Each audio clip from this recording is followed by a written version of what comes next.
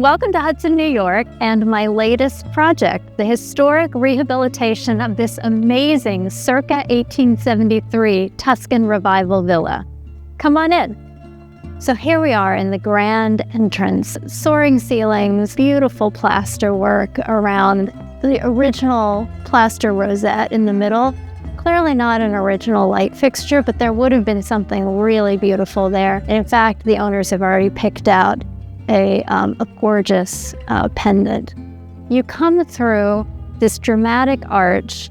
You're leaving the public vestibule where you might have gone, left into the living room. You're coming into this space. You could go upstairs, this dramatic winding staircase, or you could go straight ahead into the dining room if you were invited into this part of the house.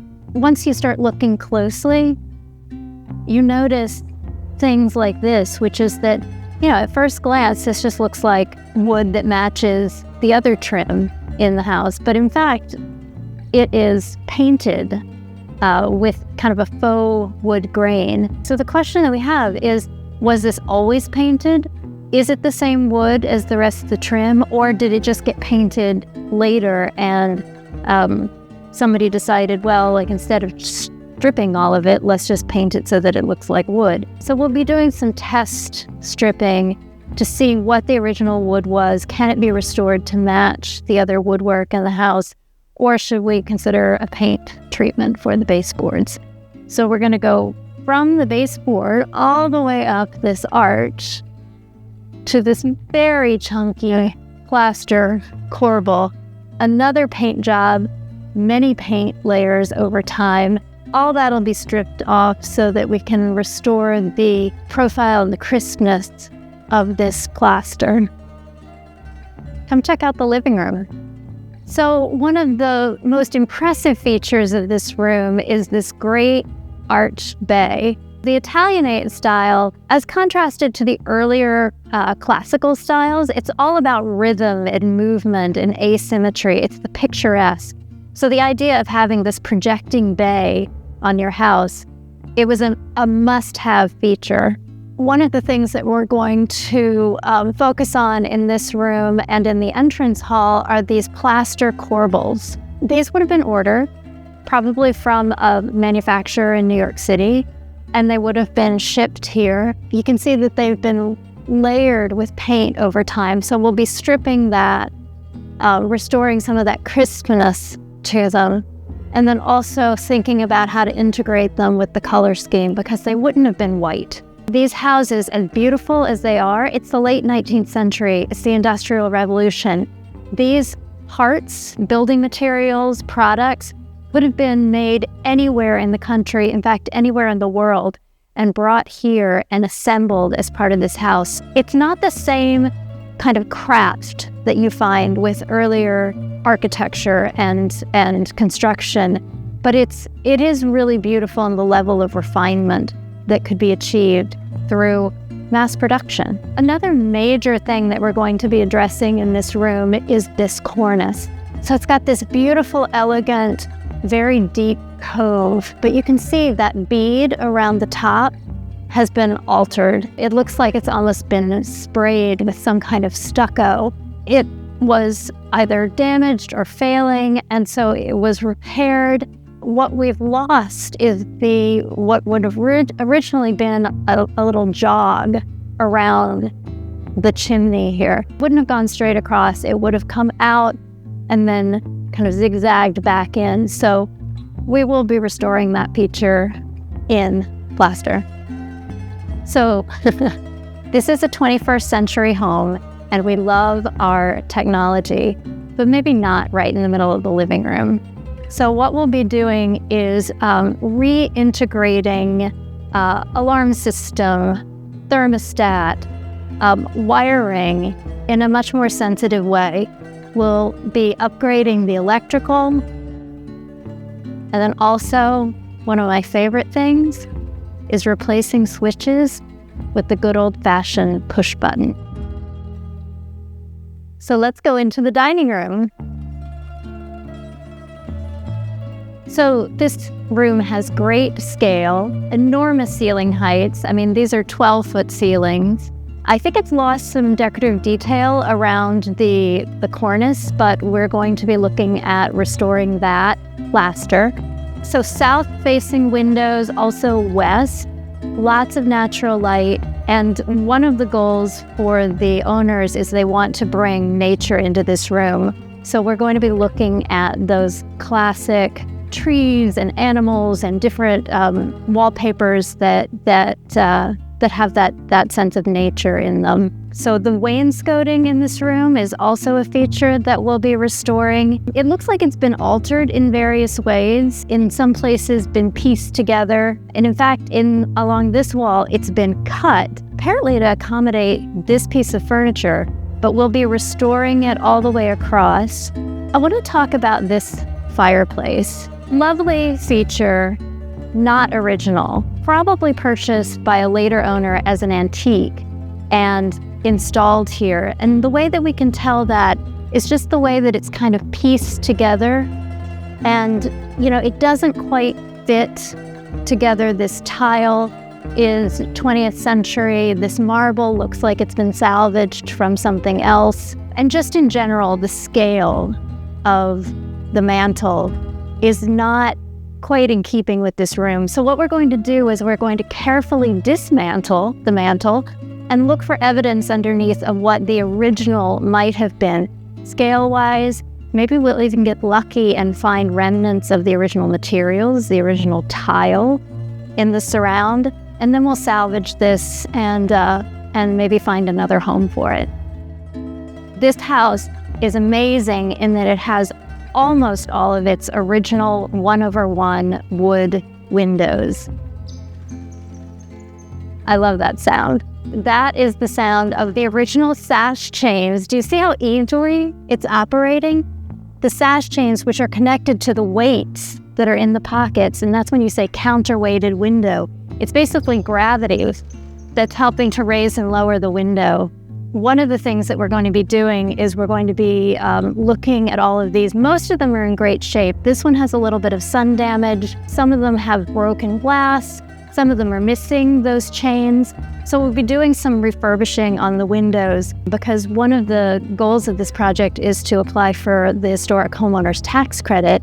And in order to qualify for that, you need to have at least some percentage of the work done on the exterior of the building. And fortunately, window rehab counts as an exterior expense. Absolutely beautiful floors and in mostly perfect condition. Just needs a light cleaning and we're done. Light fixture, clearly not original to the house and actually not even the right scale. So we will be replacing that. It probably had an incredible plaster decorative rosette at the top. Some kind of chandelier pendant would be great here. Again, rethinking the scale of it. And it doesn't have to be vintage. It doesn't have to be a period piece to the 1870s. We could go very modern with it. I think that in a house like this that has such strong architectural presence, you can really do a lot with layering different periods of design. So, that's something that we'll take into consideration when picking the light fixtures. I think it was Miss Scarlet with the rope in the library. This is a real showstopper room. It's one of the features of the house that the homeowners most loved when they purchased it, and they knew that they wanted to do a full restoration. Here you have the introduction of the stained glass panels. They were probably ordered from a catalog. In fact, I'm pretty sure they were ordered from a catalog, but they are still absolutely spectacular. This one here, you see how it is bowing a bit. It's that lead pane that is flexible, and so over time, gravity will just make it kind of warp and pull apart. Totally repairable. You can tell that the style of this room is pretty distinct from the rest of the house. You still have the wood wainscoting, the paneling. This is a one-room addition that was put on the house about 10 years after the original construction. So if the original Italianate house is circa 1875, this is about 1885, and it syncs with when the original owner, a lawyer, was elected to a judge position, up and coming in the legal world, building this baronial library addition to his house with these great built-in bookshelves. These doors may have been added later, but this, you can tell, is an original feature with the way that it integrates with the wainscoting. Talking about the ceiling, the plaster definitely failing. In fact, it probably failed a long time ago. And the only thing that's holding it in place right now is this canvas screening that's literally just stapled into those panels. All of that will come down. We'll restore the plaster. We're looking at the possibility of some kind of decorative paint treatment in those insets, or some sort of really beautiful wallpaper, but really drawing attention up to the ceiling. This light fixture, also definitely not original, but we are told that the original fixture was donated to a museum. So we're going to track that down and find out, what did that original light fixture look like? Can we find something that is its equivalent in terms of scale and aesthetic, because that will really make this room sing. Truly one of the most beautiful features of this room, indeed the entire house, is this incredible fireplace. So the full height of the room, with the fireplace surround, and then we call this the overmantel. So all paneled, all original. I think it's the original finish. It's beautiful. And then, of course, this gorgeous modeled tile that could have been made in the US, but also might have been imported from England. We've got these really lovely kind of cameo insets. There are some loose tiles here, some failed mortar, but also we have evidence that this entire chimney has shifted.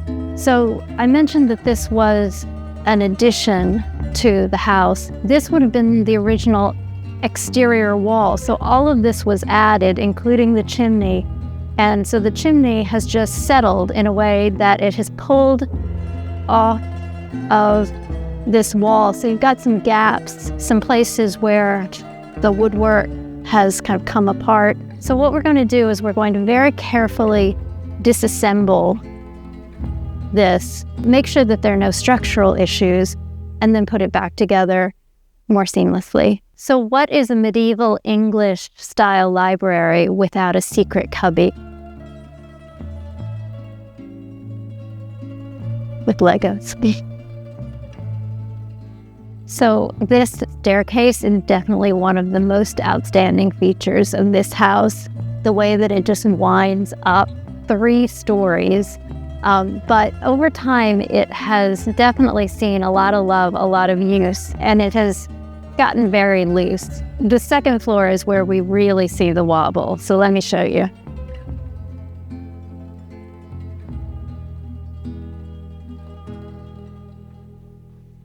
I'm feeling it. Oh, wow, look at that movement. See, you can tell somebody tried to put this piece of wood here to stabilize it at some point, but it's really not doing much. So here's where we're going to have to see about, there's definitely a way to fix this, because this banister, there's no way we're getting rid of that. But I was talking to the carpenter, and what we were going to look at is the attachment of the banister into the framing of the stair.